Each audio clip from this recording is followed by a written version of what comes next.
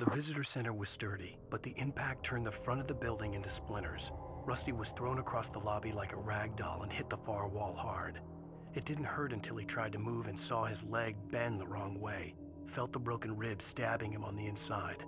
Rusty howled in pain and fear, suddenly afraid to die alone. The ranger's office was locked. I'd need a key to get in.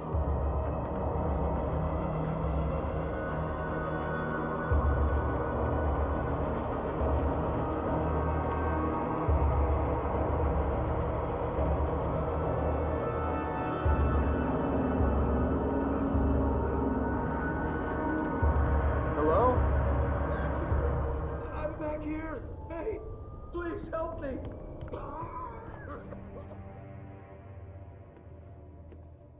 Mr. Wake?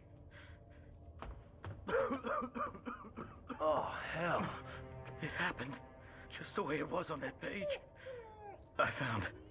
Came true. It knew.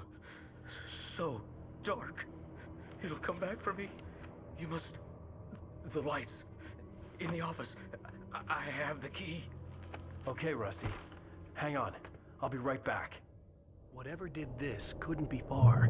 Rusty had found a page from the manuscript. It would help me understand what had happened.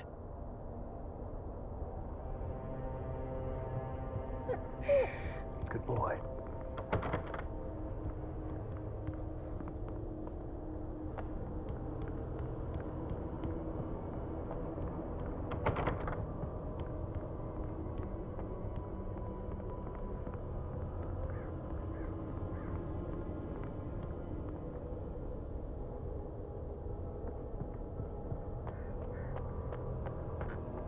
The only way to make sure that Rusty was safe was to get the power running and the lights back on.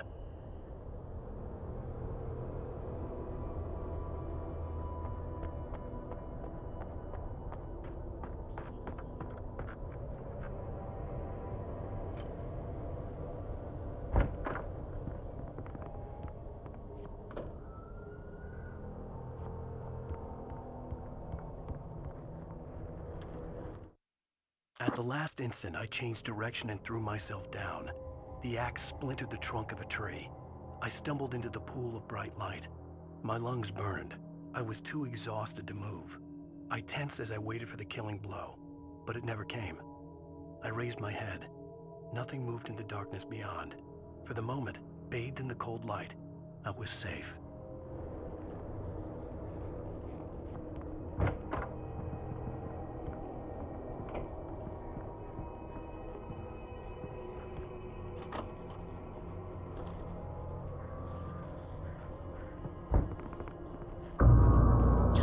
Too late.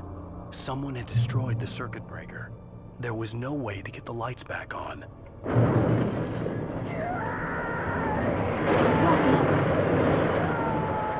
Rusty!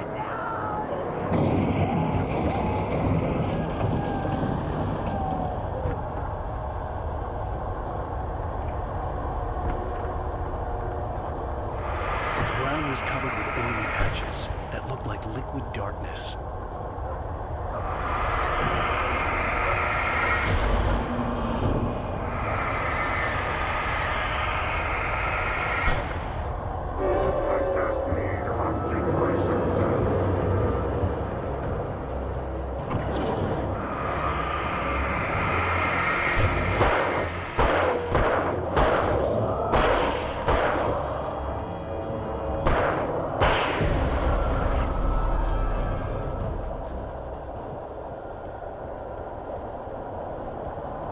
Something had torn a mammoth-sized hole in the wall. Please don't feed the animals.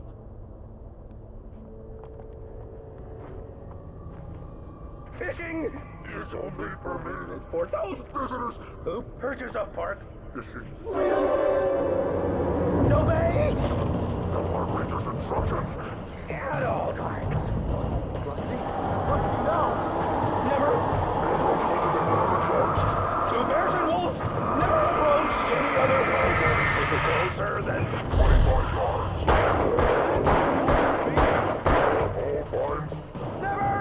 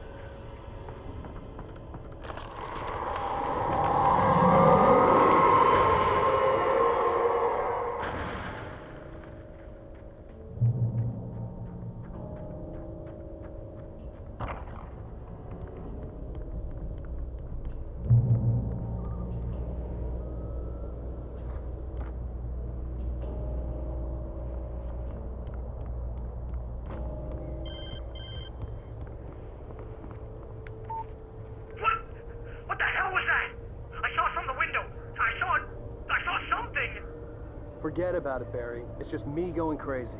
Oh, jeez. Oh, jeez. You're not crazy. I wish you were crazy, but you're not crazy. Ow, be careful. Stay in the cabin. Don't open the door for anyone. I mean it.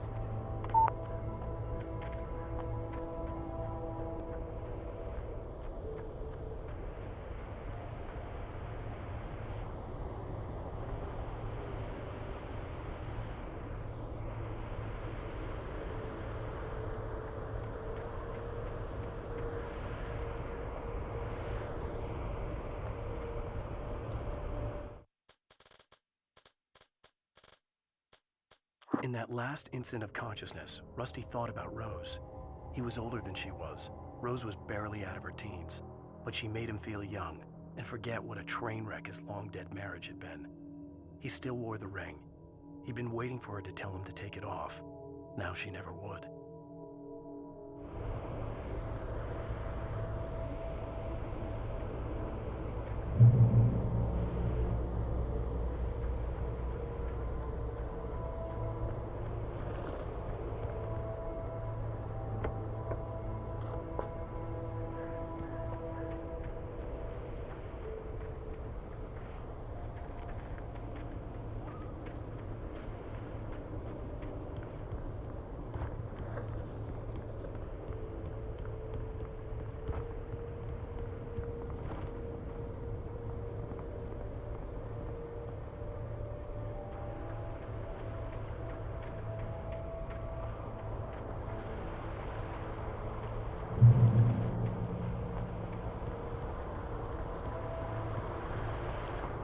Lover's Peak was at the far end of the nature trail.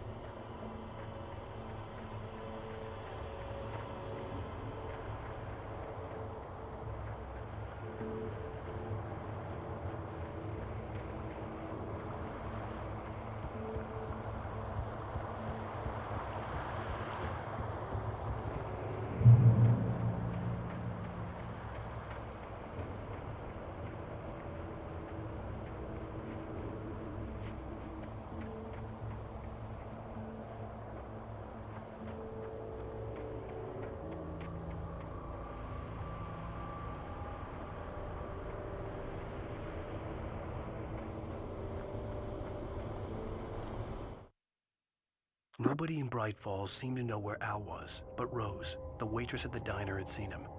From what Barry could tell, Al pretty much fell off the face of the earth when he left the diner. Rose was just the kind of fan that Al hated, but she really tried to help. She was smart too, knew a lot about what was going on in the town, knew a lot about Al, even knew who Barry was. Barry liked her. That was no big surprise. When it came to women, Barry and Al rarely saw eye to eye.